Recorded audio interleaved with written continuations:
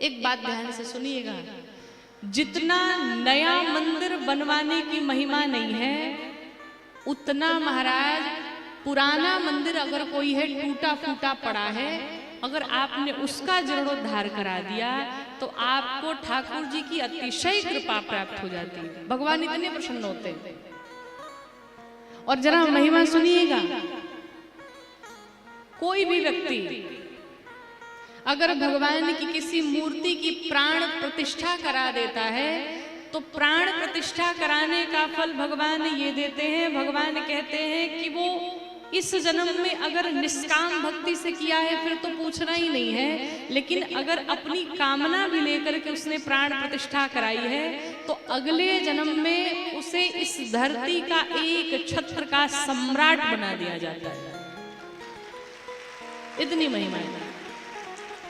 और सुनिए, सिर्फ प्राण प्रतिष्ठा और प्राण प्रतिष्ठा के साथ साथ अगर उसने नए मंदिर का भी निर्माण करा दिया तो भगवान कहते कि फिर तो वो त्रिलोकी विजेता बन जाता है, इंद्र बन जाता है।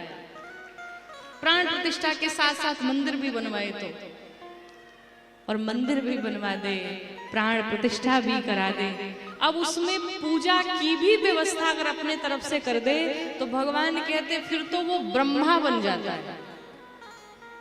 इतनी महिमा है। और प्राण प्रतिष्ठा भी करा दे, मंदिर भी बना दे, पूजा की व्यवस्था भी करा दे, लेकिन इतना कुछ कराने के पीछे उसका एक सिर्फ भाव हो, भगवान की भक्ति को पाना।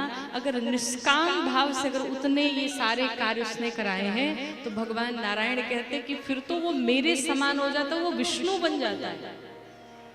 इतनी महिमा है महाराज। तो जिस भी प्रकार से आपको भगवान ने जिस योग्य बनाया है, आपको लोगों की सहायता करनी चाहिए। मंदिर अगर कहीं दिख जाए टूटा फूटा पड़ा है तो आप अपने जितने आपकी योग्यता है, जितना आप कर सकते हैं, निश्चित रूप से आपको उस मंदिर का जीर्णोद्धार कराना चाहिए।